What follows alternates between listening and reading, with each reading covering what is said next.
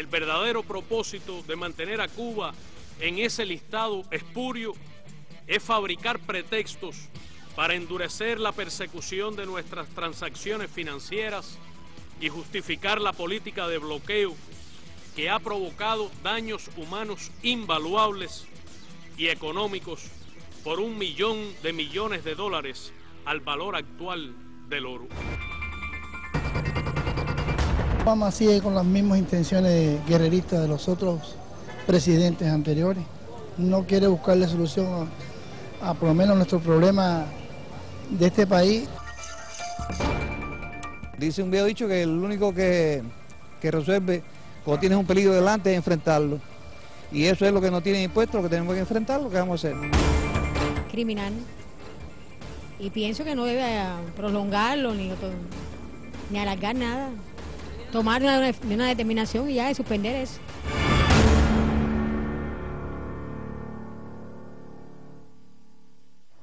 El bloqueo a Cuba por parte de Estados Unidos ha sido condenado unas 20 veces por las Naciones Unidas y por múltiples instancias internacionales.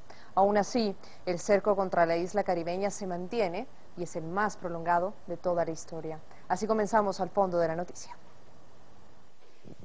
El bloqueo económico a Cuba fue parcialmente impuesto en 1960 por Estados Unidos, pero fue en febrero de 1962, bajo el gobierno de John Kennedy, cuando Washington recrudeció las medidas y el bloqueo llegó a ser casi total. Ha pasado poco más de medio siglo de esta medida y la Casa Blanca ha ratificado que mantendrá su política hacia el país caribeño. Desde 2009, el presidente Barack Obama modificó algunas medidas como la posibilidad de que los cubanoamericanos viajen a la isla cuando lo deseen y envíen remesas a sus familiares.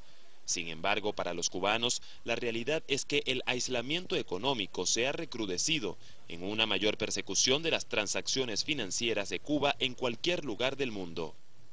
Incluso Washington tiene a la isla en su llamada lista negra de países que patrocinan el terrorismo. A pesar de los cuestionamientos internacionales y de las resoluciones de la ONU, Estados Unidos utiliza su poder de veto en el Consejo de Seguridad para invalidar tales veredictos y mantener en contra de la mayoría mundial el bloqueo económico y financiero que inició contra la isla y contra la Revolución Cubana. Bien, pasamos de la información al análisis, por ello está con nosotros desde Cuba Ana Teresa Badía Valdés, ella es periodista y analista internacional. Muchísimas gracias por estar con nosotros, bienvenida a Telesur. Me gustaría que nos ayudara a entender, son más de 50 años ya de bloqueo por parte de Estados Unidos hacia Cuba y son varios los llamados desde instancias internacionales a poner fin al mismo, pero sin embargo no hay resultados concretos hasta ahora. Entonces, ¿qué obedece a esto? ¿Qué es lo que está pasando? Bueno, muy buenas noches y las gracias a ustedes por la invitación. Yo creo que para analizar el tema, en primera instancia habría que partir diciendo que el bloqueo, más que una medida económica, es incluso una medida política. Yo creo que es lo que está detrás de todo esto, como bien tú anticipabas, es el bloqueo más largo en la historia de la humanidad.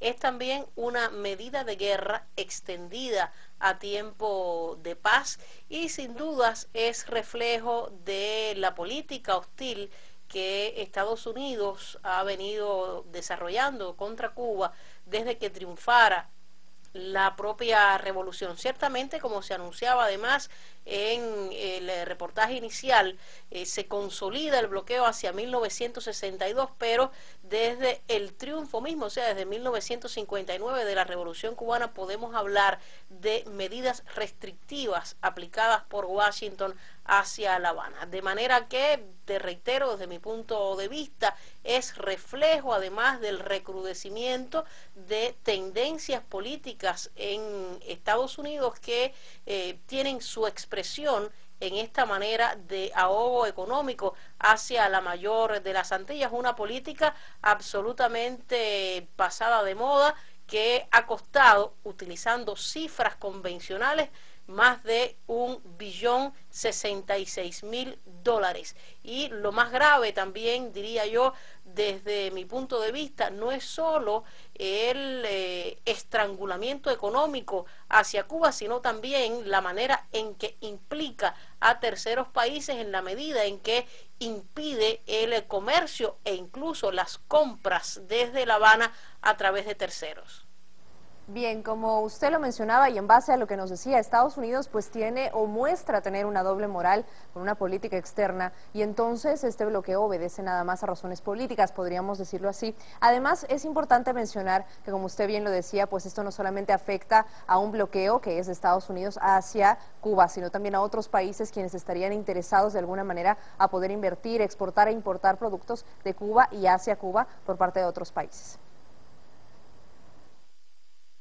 Así mismo es. Mira, y lo otro interesante es que incluso lejos de flexibilizarse, ¿verdad?, el bloqueo, diría yo que sin dudas se ha recrudecido, sobre todo con lo que mencionabas en la manera en que implica a terceros países. De ahí también una diferencia esencial en el entender por qué es bloqueo y no embargo, un término que indistintamente manejan algunos políticos y agencias internacionales, y está justamente ahí, reitero, una de las diferencias en esa misma manera en que se extiende hacia terceros países e impide el comercio, impide no solo la compra de Cuba en territorio norteamericano, sino, como te decía, en otros países, impide, por ejemplo, la compra de equipos, sobre todo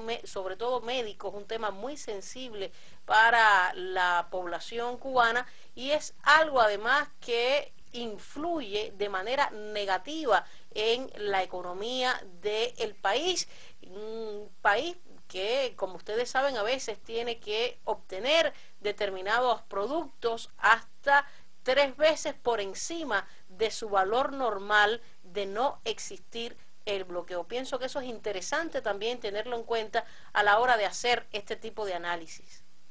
Sin duda es importante y me gustaría que ahora nos ayude a entender un poco más y a conocer cuál sería un monto aproximado en la afectación que tiene la economía cubana a causa de este bloqueo. ¿Cómo afecta al ciudadano común, también al ciudadano de a pie? Y por otro lado, ¿cómo afecta no solo en el lado económico, sino ya en el lado humanitario para los cubanos? Sí, yo te mencionaba, utilizando cifras conservadoras, $1.066.000. O sea, eso, reitero, utilizando cifras bien conservadoras, ha sido el daño estimado del bloqueo. Desde mi punto de vista, el daño ni económico ni humanitario pudiera medirse en estos momentos. Es, como bien decía el canciller de nuestro país ante la Asamblea de Naciones Unidas, sobre todo también el daño humano es invaluable. Hay ejemplos, por ejemplo, de un importantísimo hospital pediátrico en la capital del país que no puede, por ejemplo, acceder a determinados medicamentos por las leyes del bloqueo, pero te puedo contar más.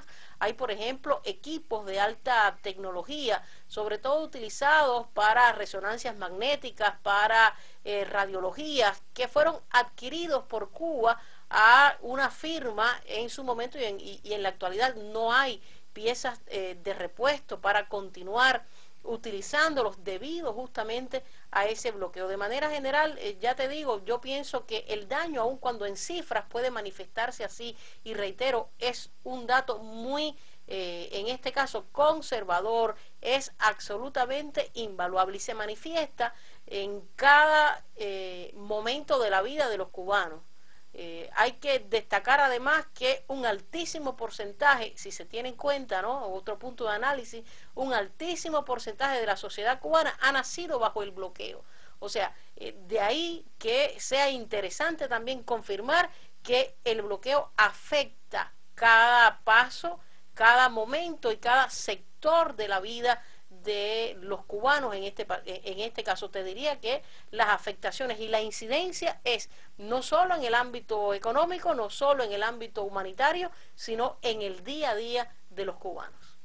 Muchísimas gracias por habernos ayudado, sin duda un tema complejo, extenso, para analizar a profundidad, pero muchísimas gracias por habernos ayudado a entender un poco más acerca del contexto de lo que se está viviendo por este bloqueo hacia Cuba por parte de Estados Unidos. Nuevamente las gracias a Ana Teresa Badía Valdés, periodista y analista internacional, quien nos acompañó el día de hoy desde La Habana, Cuba. Así finalizamos entonces nuestro segmento Al Fondo de la Noticia.